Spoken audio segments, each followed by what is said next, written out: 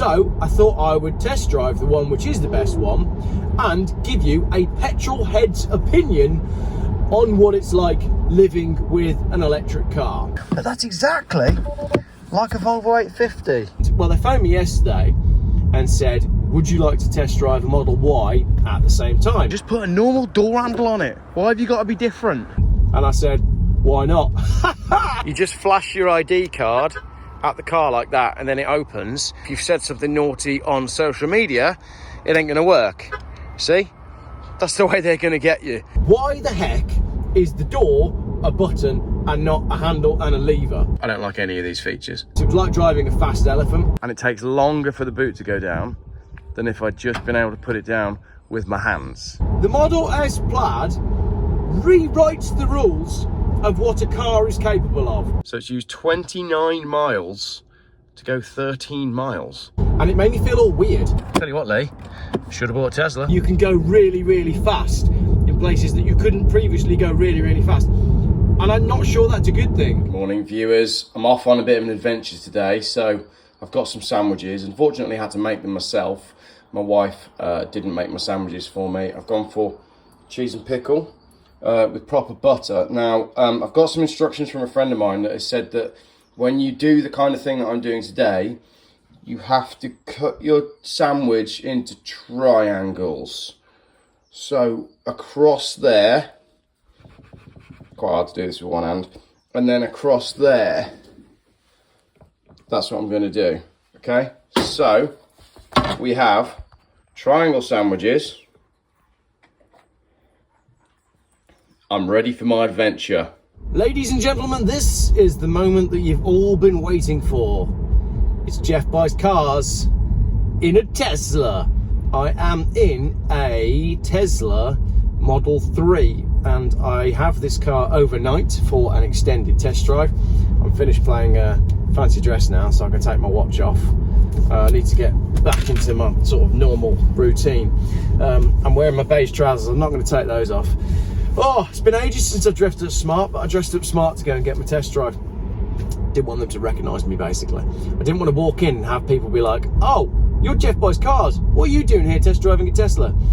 Anyway, went over for the test drive and, well, they phoned me yesterday and said, would you like to test drive a Model Y at the same time? And I said, why not? See what I did there? So I test drove a Model Y earlier on. All the staff are great, by the way, very helpful. And I got back to the dealership and I said, wow, that's fast. And the gentleman said, let me take you out in the Model S Plaid. Right, hang on while we do this one. I mean, this is fast, but that is pretty slow by the standards of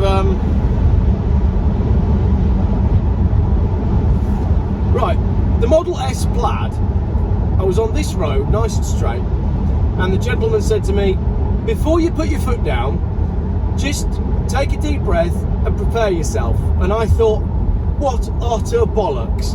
There is no way that there's a car that is so fast that it requires me to biologically prepare myself for the acceleration. So I scoffed at him and I went, pah! And then I planted my foot into the carpet and I nearly passed out. The Model S Plaid rewrites the rules of what a car is capable of. Hello and welcome to the video. If you're expecting me to come over as an EV evangelist, then you'll be happy to know that that is not going to happen. Come on, regular followers. You will know that I don't really believe in cars that were made after about 2009. However, for someone that has spent quite a lot of time bashing electric cars, I did think it was time to try one. So here we are. I'm going to spend the afternoon and the evening and the morning with my Tesla, having an affair with an electric car, and I'm going to tell you what I think, honestly, and I'm hopefully going to be able to advise anyone who is in a position where they have to have an electric car what they should get. Because there are people who are in a position where they are forced to have an electric vehicle, usually by their companies. Many company car drivers are forced to have an electric car. They have no choice, and a lot more companies are going that way.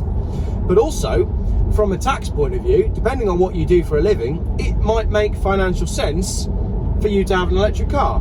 Now, if you could charge your car at home, and if you can suspend in your mind all of the pitfalls that electric cars come with, children mining cobalt in the Congo, if you can suspend all of that, which you have to drive an electric car, you're going to want to know which is the best one.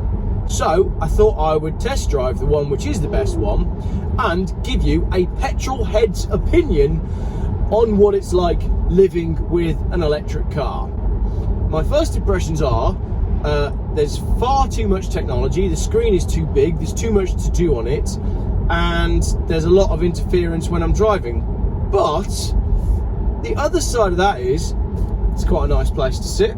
I quite like the simplicity of the design. The cabin's nice, big glass roof, which, as you know, I really like, and it feels nice to drive. I'm also shouting at my camera because you can hear me, because it's quiet. I got to admit, I drove the Model Y earlier on and I didn't like the Y. It's too big, it's too bulbous, it feels like you sit too high, the car's too high, it's too wide. I didn't like it at all. And I don't like the regenerative braking. I don't like the way you come off the gas. It's like riding a jet ski. You know, with a jet ski, you come off the gas and it just face plants. That's kind of how it feels in this Tesla. But this one is a Model 3 long range, so they've given me 70% battery, which gives me, where's my range? I need to go back into my car. See, I'm touching the screen. Why is it legal for me to do this and mess with this screen while I'm driving, but it's not legal for me to WhatsApp my friends? This shouldn't be legal. These are so distracting. If I had a dashboard, everything I would need would be in front of me right now. It's not even in front of me, it's over there. At least if I'm looking down here, I'm glancing at the road as well, but my screen is off and to the left. So I'm concentrating on everything that's going on over here and crashing directly into the car in front. So that is just ludicrous. So right now, and I'm going to go through all of these screens with you. I'll take the camera off later on and I'll talk you through all of the screens. And many of you will also agree with me that there's just too much on them. So at the minute, it's showing me 70% battery. It's not actually telling me how much range I've got, because 70% means nothing to me. I know that it's a long range car. I'm charged to 80%. I can set my charge, but like, just tell me. Oh, right. There you go then. So that will be the corrective steering applied. So as I looked at my screen, I started to drift off into the verge. And then it starts to steer for me. But what's hilarious is if I go into the middle and try to cross the white lines, nothing happens. So it doesn't allow you to crash into trees, but it does allow you to crash into oncoming traffic. Excellent. Time 12 hour energy. There you go. Energy display. Percentage distance. I got 248 miles of range. However, when I read the small print earlier on, when they scanned my driving license, I'm only allowed to do 200 miles. So annoyingly, I don't have to charge this car because I've got to hand it back for 11 o'clock tomorrow morning. But maybe I'll do a longer road trip with a Tesla. Maybe I won't. Felt a little bit sick in the Model Y. I don't know. Maybe that's the radiation coming off the batteries. But maybe that's just in my head. Go on, son, off you go in your Golf. Fastest car in the world? Anybody that's using trade plates. Oh, mate, you don't want to be overtaking there. Jeez Louise. Anyway, as I said, maybe I'll do a longer road trip in a Tesla. Maybe I won't. Didn't like the Model Y at all. Didn't like the way it felt. Just too big, too bulbous. It was like driving a fast elephant. Not a fan of that. And it made me feel all weird. I couldn't put my finger on it. And maybe it was like I said, maybe it was the EMF. The frequencies being put out by the batteries were jarring with the frequencies that my body is naturally vibrating at. But maybe it wasn't. So I don't know. I'm going to take you along for the ride with me in the Tesla while I get used to it. We need to put it into like fast mode. Right, so when you click the indicator stalk, which is a stalk, it was a button in the Model S, which is just crazy. When you click the indicator stalk, I get rear view cameras switching on the screen, but all that does is distract you from what's going on in your windscreen. So again, what is the point in that? I love that Tesla have very much reinvented the wheel with the way they approach cars, because it really does rewrite the rule book as to what is capable on 4 wheels. The Model S really does do that, the Plaid particularly. But there's certain things that they've reinvented certain wheels that didn't need reinventing, like the doors. Why the heck is the door a button and not a handle and a lever? We've had it since the beginning of time. There is nothing wrong with a big sturdy pull lever on a door. It works and we like it. Why change that? Same with the weird poppy outy handles on the outside. You can't tell me that there's so much range that is being saved by the fact that the handles pop in and out. It's just ludicrous. And if you're carrying shopping or something like that, the door handle's actually quite tricky to get on with. There's nothing wrong with a door handle. With door handles, we like them, they work. They didn't need reinventing. So we're 10 minutes in and I'm already finding things that I don't like about it. But generally, I mean, God, it is nice driving something this fast. It really is. It's quite refreshing now, actually. Most of the cars I drive are old and slow, so it's pretty amusing driving something that is this insanely quick. I don't hate it. I don't hate it. I know you all want me to hate it, but I'm not going to hate Tesla. And as I've said, I am going to suspend all of the context that electric cars dwell within. This screen, right? I just want to mess with it, but I'm driving a car. But I would never I'd never think about mounting a 12-inch iPad onto my dashboard, because if I had a 12-inch iPad on my dashboard on any car, I'd want to be messing with it. And that's what I'm finding with this. Like, this is just nuts. Tesla people are always driving along like this, just constantly messing with their screens. Even when you're doing nothing, there's something to mess with, isn't there? Right, I've got a camera here, so I can see behind me, I can see next to me. I don't need to see any of that. That's what mirrors are for. Again, we've had mirrors since the beginning of time, and they just work. So, I don't know, there's no need for any of that. Heated steering wheel, right, I'm going to say this now. I said it when I had the Range Rover. I hate heated steering wheels. They just feel weird. Maybe it's because it is quite warm today, but I don't like them. I don't like a heated steering wheel, no need. Heated seats I can live with, and again, it's clicked into automatic mode. I turned the heated steering wheel off earlier on and it's come back on. So I find that a bit strange. Right, we'll come out of the camera. Again, I'm driving along messing with the screen and it's perfectly legal. How is that right? It's just mental. Back into the car settings. Right, have we got different modes? Controls, charging, autopilot, locks, lights, display, trips, navigation, safety, service, software. So where is... I can change all of the child locks and everything. Should have bought a Tesla. Should have bought some sunglasses. Right, I know this road really well now, and I bet we can make some serious progress on it. So I picked this car up from the Stratford-upon-Avon dealership. I used to work out this way and I used to drive on this road every day. So I know this road and I know what it's like, and I've driven it in multiple cars. So I know how long it takes me to get home from Stratford in a normal car. The question is it faster in an electrical car?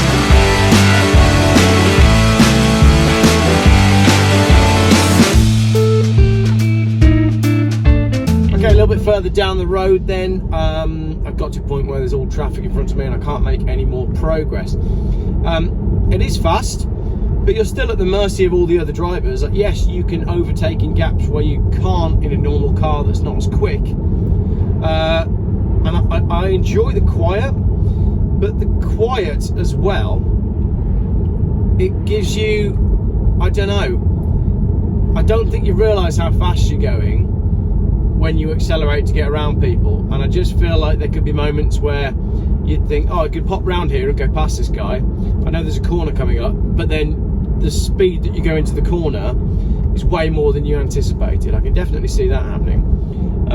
But it is undoubtedly quick. The controls and everything are pretty straightforward. So first impressions, having driven it for approximately 24 miles, it's all right. You come off the gas, I still can't get my head around that. You come off the gas and it dies. It's so weird. It's odd because you come off the gas and the car acts as if it's braking, but the brake lights don't come on. So if you had someone who was right up your chuff, as Clarkson would say, they could quite easily ram into the back of you because your car is stopping at a much faster pace than the person behind was anticipating. Also on roundabouts, like, it's quite funny. People in old-fashioned fossil fuel-powered cars, they pull out because they don't think you're going to be at the point that you're at the point that they pull out. But the acceleration on this is so fast that it rewrites the rules of where your car's actually going to be on the road.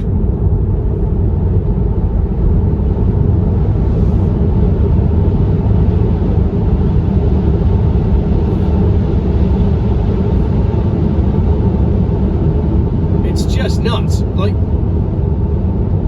and I said the same when I had my when I test drove the Volvo XC30 Recharge, or C30 or C40 Recharge, whatever it's called, C40 Cities. We'll get into that next time.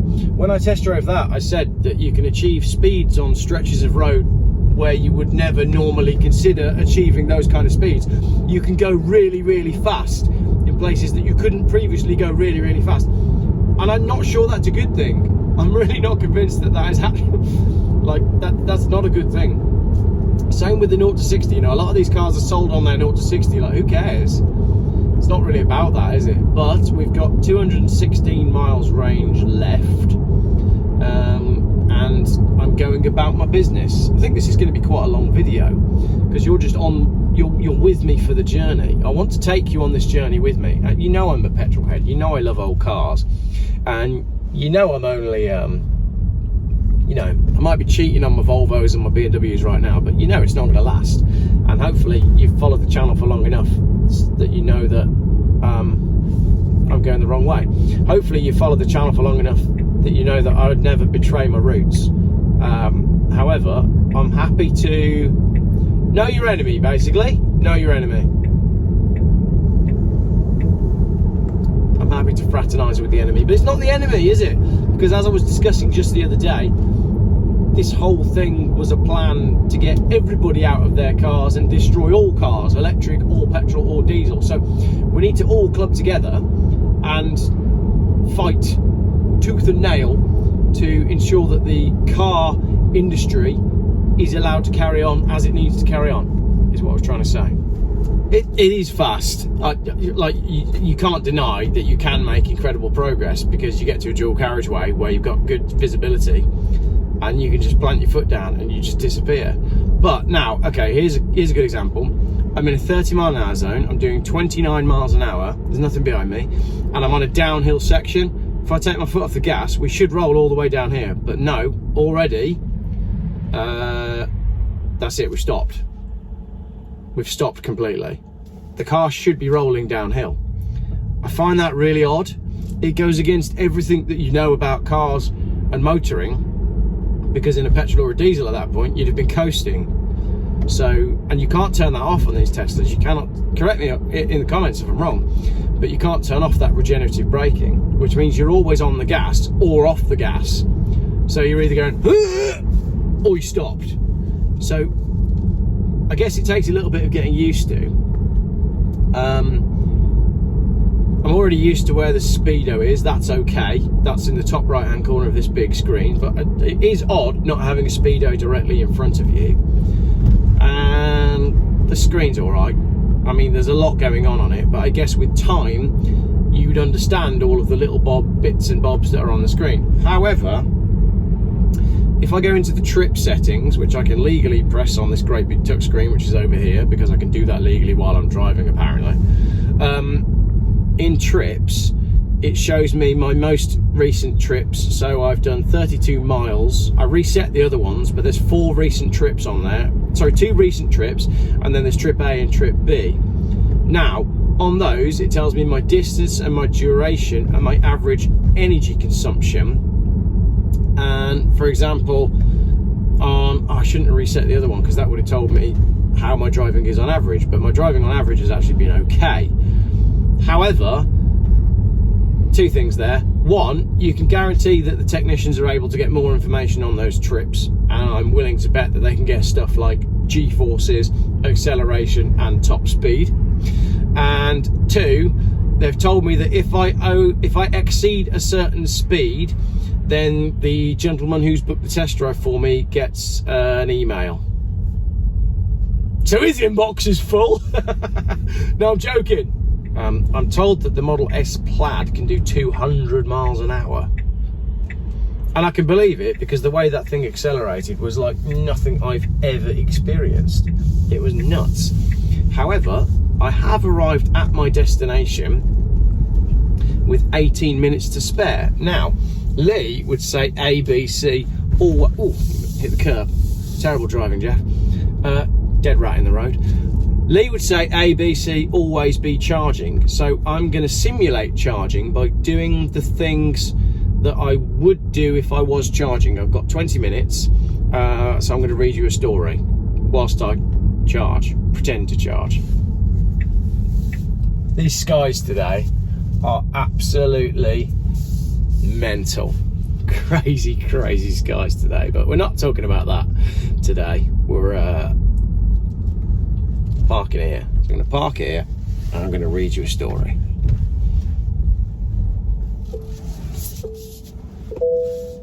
I want to press a button or turn a key to turn the car off, but there is no button or key. I just click it into park like that, and then that's it. It's very strange. So how do I switch the car? How do I switch the car off at this stage? Does it just carry on doing its thing? Because now it's consuming, it's still running the aircon, and it's still doing all of the things.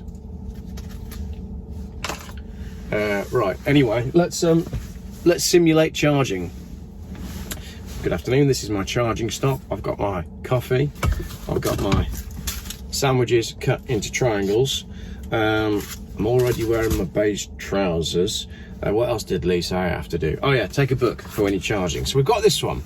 This is the falsification of history. And funnily enough, because I am driving a Tesla, there is a section about Tesla. Let me find it. This is by John Hamer, and it is a fantastic book, actually.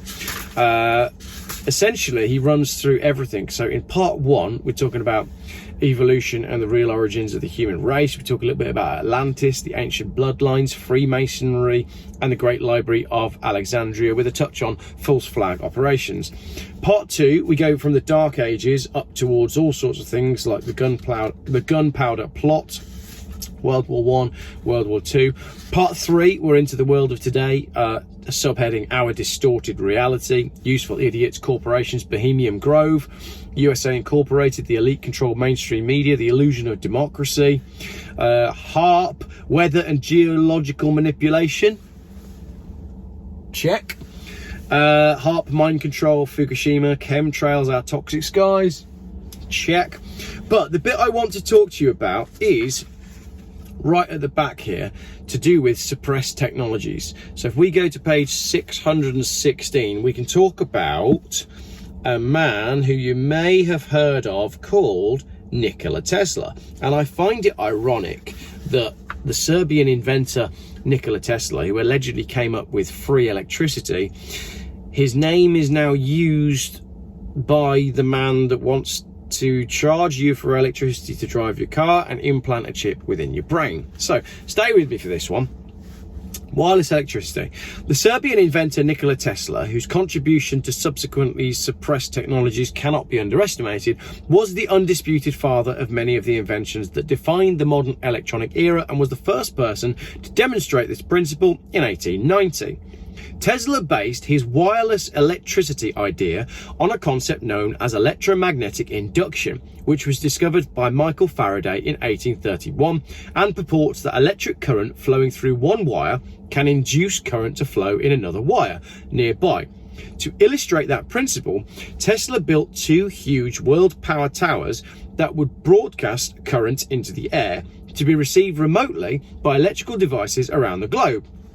Few believed it could work, and to be fair to the doubters, it did not work that well. When Tesla first switched on his 200 foot tall 1 million volt Colorado Springs tower, 130 foot long bolts of electricity shot out of it, sparks played around the toes of passers-by, and the grass around the laboratory glowed blue. Despite this initial failure, there is little doubt that Tesla eventually succeeded in his quest to produce wireless electricity, but it has remained commercially unused and dormant for more than 100 years, largely due to the energy cartel's suppression of the technology to protect their own profit systems. However, after a gap of greater than a century, several companies are now coming to market with technologies that can safely transmit power through the air, a breakthrough that portends the literal untethering of our abundant electronic devices. Until this development, the phrase mobile electronics has been somewhat of a deception. How portable is your laptop if it has to feed every 4 hours? Or your milk float? Like an embryo through a cord. How mobile is your phone if it shuts down after too long away from a power source? The technology about to arrive upon the electronics market, this is an old book, is an inductive device much like the one Tesla designed, but much smaller. It looks like a mouse pad and can send power through the air over a distance of a few inches. A powered coil inside that pad creates a magnetic field, which, as Faraday predicted, induces current to flow through a small secondary coil that's built into any portable device, such as a flashlight, a phone, or a computer. The electrical current that then flows in the secondary coil charges the device's integral rechargeable battery. Radiant energy. Nikola Tesla's magnifying transmitter and T. Henry Moray's radiant energy device, Edwin Gray's EMA motor and Paul Bauman's Testatica machine all run on radiant energy. This natural energy form can be gathered directly from the environment via static electricity or extracted from standard electricity by a method known as fractionation. Radiant energy can perform exactly the same functions as ordinary electricity at less than 1% of the cost. It does not behave exactly like electricity, however, which, to be fair, has contributed to the scientific community's misunderstanding of it. The Messenether community in Switzerland currently has 5 or 6 working models of fuel-less, self-running devices that tap this energy. Then we get into permanent magnets, mechanical heaters, super efficient electrolysis, the water-powered car. We should probably do that one, shouldn't we? Water can be broken down into its constituent parts of hydrogen and oxygen using electricity. Mainstream science, however, claims that this process requires more energy than can be recovered when the gases are recombined. This is true only in the worst case scenario. When water is bombarded with its own molecular resonant frequency, using a system developed by Stan Myers, also by others, it collapses into hydrogen and oxygen gas with very little electrical input. Also, using different electrolytes, additives that make the water conduct electricity better, changes the efficiency of the process dramatically. It is also known that certain geometric structures and surface textures are more effective than others. The implication of this is that unlimited amounts of hydrogen fuel can be made to drive engines, for example in cars, for simply the cost of water. Even more amazing is the fact that a special metal alloy was patented by Friedman in 1957 that spontaneously breaks water into hydrogen and oxygen with no outside electrical input and without causing any chemical damages in the metal itself. This, in effect, means that this special metal alloy can make hydrogen from water free of cost forever.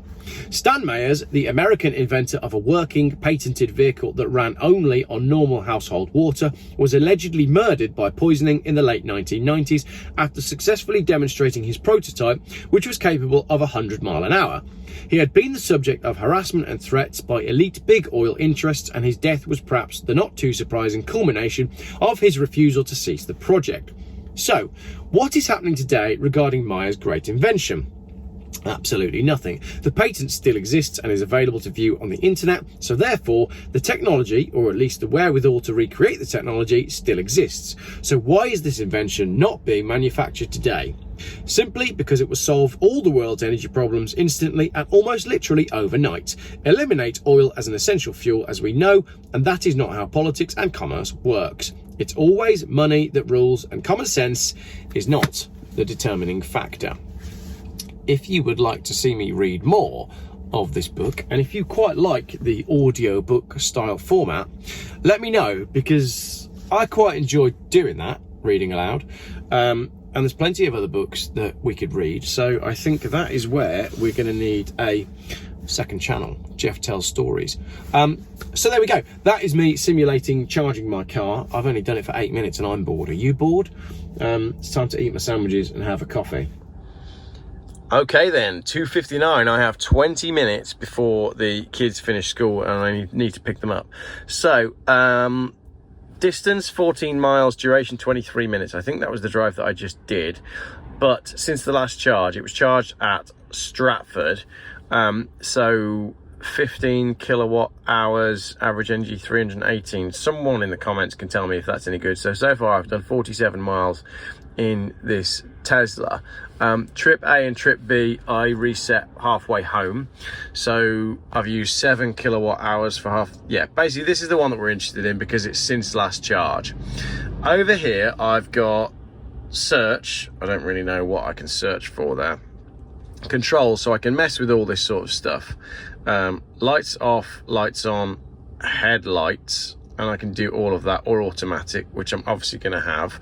Automatic is handy, but it's good that you can manually change that. I can fold the mirrors in.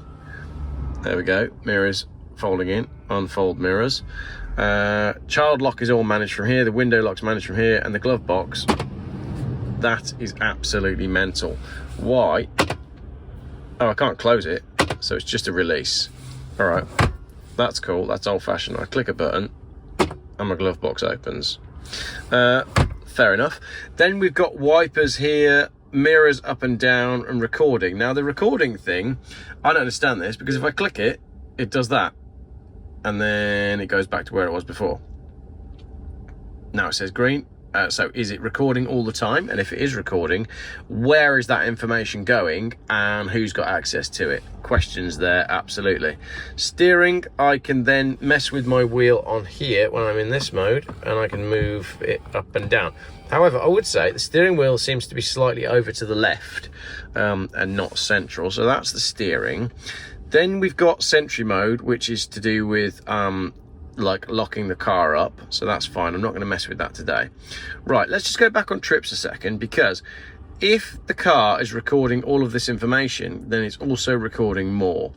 I think this car is also recording lots of other stuff, including fastest speed reached and acceleration and all that sort of stuff, but it's not shown on the car. But I'm willing to bet that the technicians have got access to all of that. So what are my notifications? Basically just windscreen washer fluid. We've got some limited features there. So that's basically all the alerts that have popped up on the car. Pedals and steering, we've got acceleration, chill, or standard. I mean, standard is plenty fast enough. Steering mode has gone back to standard. I was using sport on the run back earlier and it was fine. Now in stopping mode, we've got creep, roll, and hold. Creep, roll, and hold.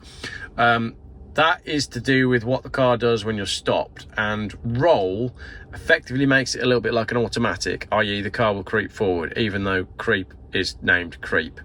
But I found all that a bit strange. Charging, I've got 187 miles range. I started with 238 miles range, I think. So we are running down the battery. Autopilot I'm not really messing with, but you've got stuff like traffic aware cruise control, auto steering, traffic light stop sign control, speed limiter, and all sorts of stuff that really I don't like. You've got a blind spot camera that switches on when you click your indicator. I don't like that, so I'm going to take that off. You got the blind spot collision warning chime. I've not not actually had to use that yet, clearly because I haven't tried to pull out with someone in my blind spot. Speed limit warning on the display, you can set that to chime so that it makes a noise when you're going over the speed limit.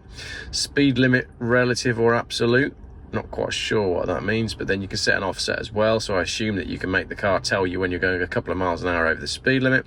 Forward collision warning, late, early, medium, so again you can set the point at which the car warns you you're about to have a crash. Lane departure avoidance, the most annoying feature on a car. I can set it to assist, so it'll pull the wheel back over, or on warning mode, and then I've got all this stuff as well. Emergency lane departure, automatic emergency braking, obstacle aware acceleration, traffic aware cruise control chime, green traffic light chime. Obviously, I like old cars. I like being aware of what's going on around me. I don't like any of these features, clearly. So that's that. Then you've got the locks you can mess with the key card, so you can see who is connected to who. Which again I just find weird, because I can guarantee that if Tesla, Stratford-upon-Avon wanted to, they could just shut me down. Heck, they could probably call the car back to the dealership. But then you've got lots of different stuff. I do find it weird that you don't have a key. You just quite simply have this key card, and you balance your key card around about here, and then the car does what you want it to do, and you waggle this near the door camera when you want to get started. 145 miles an hour top speed. I haven't done that speed yet, and if I had, the dealership would know about it. Lights, we've done that one already. The display, so different settings, light, dark, auto. I can reduce the blue light, warmer colours at night. Yeah, I like the idea of that. We'll have that on. Brightness is on 100%, but it's quite a bright day. Clean screen mode, I guess, keeps it simple. Scroll wheel function, so I can change the function of the scroll wheel. Temperature, fan speed, wipe speed, brightness, dash cam, acceleration mode, steering wheel, heat. See, it would make sense for me that scroll wheel would be temperature. Ask each time. No, don't want it to do that. Touchscreen language, voice recognition. It does do voice recognition as well, which I've been playing around with, but I'm only fairly early in my journey with the car. I've already changed the percentage, the energy display from percentage to distance, because I don't really see the point in having a percentage. You really only want distance on there. And obviously we're in miles and not kilometers, and Celsius and PSI. Trips we've talked about a little bit. I can't click into these trips. That's what I'd like to be able to do. I'd like to be able to click into this trip and find out more about what I did on that trip. That's where I was thinking I could click that and it would say, right, on this trip of 14 miles, your top speed was X, your fastest 0 to 60 was X, and maybe there's a way that you can get into all of that. I don't know. Tell me in the comments. We just clicked into low battery mode on my phone, which is hilarious. Navigation, I've not really used the navigation yet, but I mean, it's basically just a sat nav, isn't it? And you can tell it to do everything you want. Safety, like the irony of the safety when I'm looking at a flipping massive iPad on the middle of my car. Delete dash cam clips. Right, so I can delete all of the dash cam clips, so we can get rid of that. All clips stored on the USB flash drive and saved locally to onboard memory will be permanently deleted. You can't undo this action. Right, but where do you get those from, and where do they go? Because you can guarantee those are backed up centrally somewhere. So I find that a bit interesting. Keyless driving, pin to drive, so you can set up a pin to drive the car. I quite like that, that's cool. Cabin overheat. That's interesting. Maybe if you leave your dog in the car or a child. Passenger front airbag, tilt intrusion, park assist chimes, gear chimes, Joe mode. What on earth is that? Enabling Joe mode reduces the volume of your car's chimes. The quieter chimes continue to alert the driver effectively and minimize disruption to passengers in the rear seats, i.e. Joe's kids. Oh, right, okay, fair enough. Yeah, I like that, because I find all of the chimes and everything quite intrusive and annoying, so I would want to just turn everything off. Service, 44, 44, 43 and 43, so my tyres are okay. Owner's manuals, towing, car wash mode, no. See, I mean, there's just so much here. So this is the thing with having a test drive of a Tesla. Let's say you go test drive a Tesla for half an hour. It's not long enough to familiarize yourself with all of this, because this genuinely is a completely different type of car to anything that we've been used to before, especially if, like me, you're coming to a Tesla from an older vehicle. Yes, modern cars would have a screen and they would have all these menus and all these different options, but old cars don't. So it's honestly, it is a completely new world. You've got all this stuff, and I have to say the obvious, which is, at some point, all of this is going to go wrong. All of it. The whole lot. I'm messing with my steering wheel, heat down there. Look, I've got my heated seats down here. So I've got everything. I've got my aircon mode there. It's great. Don't get me wrong. It's great and it does a lot. But my only question is, how long is it going to do all of this for? Is it capable of doing this for 30 years? And how much is it going to cost to fix all the software on this when it goes wrong? Because the fact of the matter is, you cannot do anything with this car without knowing that there's a dealer a phone call away. You know, you couldn't, like my old Volvos, you can take them on a road trip and you don't have to think about your dealer or the software or getting in touch with anyone. You just do it. This car, you cannot do anything with unless you are completely connected all of the time. I'm not going to go into, on this 10-minute video, all of the stuff about who I think should have a Tesla and who shouldn't. I don't mind the car. I don't think they're for everyone. I don't think they're the future. I will not be getting rid of my old Volvos. I just wanted to try a Tesla from the point of view of someone that is not on board with electric cars and absolutely loves driving old cars. Right. 10 minutes past 3, time to go and fetch the small child who's going to be absolutely thrilled to bits that I'm picking him up in a Tesla. Right, a little bit further on with my journey with the Tesla. I hate the door handles. Why does that need to be a button? Just give me a great big pull handle, because you know that that's just going to break. And then how are you going to open your door? There'll be some sort of emergency thing underneath here. There'll be some form of handle or something. There it is. I found it. Look at that. In an emergency, that's all you need. Hey, that's like a Volvo 850. It's a pullback one. Look at that. We found the secret button on a Tesla. So you can use the button, or you can just use the They copied a Volvo 850, didn't they? I don't want to do a whistling diesel here and open the door that many times that I actually break it. But that's exactly like a Volvo 850. Right, okay, let's just talk about the outside for a moment. Oh look, there's a Beetle. Right, this is the dumbest thing ever. Imagine you've got some big heavy bags, you have to press that, and then, oh, actually you can just pull it like that. So, it's like a soft close on a Mercedes, but I don't know, I'm not sure, I'm not convinced. But it does kind of work, doesn't it? Hey, Geoff was all talk, the door handle does make sense. I still think that's going to break though at some point, don't you? Yeah, I don't know. Let me know what you think of these door handles and the interior ones, which, as I've just proven, are a little bit like a Volvo 850. I'm glad I found that. That's much easier than, I bet, you know when Lee got stuck in his Porsche Taycan? I bet it wasn't as easy as that. Tell you what, Lee, should have bought a Tesla. Right, trying this again, look. If I push that in, the whole door pops out so I can pull it open, okay? That's okay, I'm all right with that. But the back door, if I push that in, it doesn't open. I can't pull that open. So if I've got bags of shopping, I can't just do that. I've got to do that. And like I'm filming now, I'm using one hand. Imagine my other hand is actually a bag of shopping. I've got to do that, get my hand around there. There's just no need for it. It's just an unnecessary, awkward movement. Just put a normal door handle on it. Why have you got to be different? No need for it.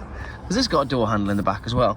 So this doesn't have the emergency door handle there. So where's the emergency door handle in the back? It must be in here somewhere. There must be an emergency door handle in the back, a manual handle. There has to be. I'd absolutely want there to be one in the back for my kids. I really, really would. Is that it? No, that's a screw. All right, leave this one with me and I'll find out later in the video. If there's no manual door handle in the back of this car, then that's just an insane safety breach. There's got to be one, hasn't there? There has to be. Right, and to open and close the car, you just flash your ID card at the car like that and then it opens. Obviously, if your ID card isn't up to date with your jabs or your social credit score, or if you've said something naughty on social media, it ain't gonna work. See? That's the way they're gonna get you. I mean, they get you with, oh, look, isn't the technology great? Isn't it a fast car? Isn't it wonderful? You could charge it from home. It's fantastic. But the end goal is, oh, you didn't have all your jabs and your social credit score wasn't up to date and you haven't been very nice to the government on the social media. So when you do that, it's not going to do anything. That's where we're headed. But people don't see it because, as I said earlier last year, the people didn't see. Mine still works for the moment. A little bit later on in the evening now, just been for a swim with my little bean. You had a good swim? Yeah. And climbed back in the car, and he'd already got the heated seats on for both of us. Music's trying to, look, it's flashing. Why is it doing that? See, we paused that, so why is that coming back on then? That's strange, isn't it? No, I'm not blaming you. I'm just saying it shouldn't be doing that. See, it's flashing. Like, we've paused it. We've clicked pause. So why did it come back on then? No. It's not right, is it? It even switched the song. And it even switched the song as well. So it did that by itself, doesn't it? So that's a bit odd. Anyway, we come out from our swim, and my 7-year-old had already got the heated seats on for both of us before I'd even sat down and like put my stuff in the car and got the key ready. So I like that. That's a good feature. But wow, it's still doing it. Why? That's interesting, isn't it? We've paused it and it keeps coming on. But that's not like a Tesla feature. Any car could have that. Any modern car with good batteries, internal combustion, could have a feature whereby you can pre-warm it. So, you know, that's not like a... Right, so when you mess with the heated seats, the radio comes on, didn't it? That's what happened then. Press your heated seat button. No. What about if I press mine? That's really weird. So the radio is kind of just doing its own. Spotify is doing its own. Is it? Why? I don't know. Is it because we said Spotify? No, it's not. Play? You can talk to this Tesla though. You can say, Tesla, temperature 25. I think. Would you hold that down? Hey Tesla, temperature 25. No, Tesla, tell me 25, navigating to Tesla. Now it's trying to take me to the dealership. I hate voice activation because it's rubbish. Because if you have a slight accent, it just doesn't work. So what we've worked out is that you like the big touch screen, don't you? Yeah. But I just don't. Like, why do you need that? Like, it's dark now. All I want is a speedo. So what I've decided is, modern cars need to have a very simple dashboard. I like the wooden dashboard. I like the simplicity of the dashboard, okay? But I want dials. I hate screens. I drove a brand new Mercedes recently where the whole thing is screens. There's no dials anymore. Bring back dials, but then just give me a very simple array of buttons that can be touched at any point without draining the battery. So we could turn the heated seats on before we start the car. That makes a lot of sense. But this big screen business doesn't make any sense, and we don't really like the door handles, do we? No, but you found an emergency. But I'm glad I found the emergency door handle. It's like a Volvo. Because that one's like a Volvo. But you really like the look of the Tesla, don't you? And all your mates were really impressed with the Tesla. And I think that says a lot about Tesla's marketing and like the sort of aura of that Tesla have. What does aura mean? Well, it's like the kind of, I don't know, the thing, the chi, the energy that Tesla, funny that I said that, have created. The kids just love them. But it is a totally different way of driving. It's completely disconnected from any type of driving you've done before.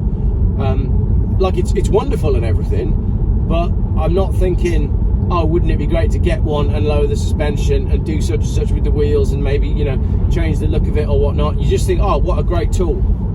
And that's the point.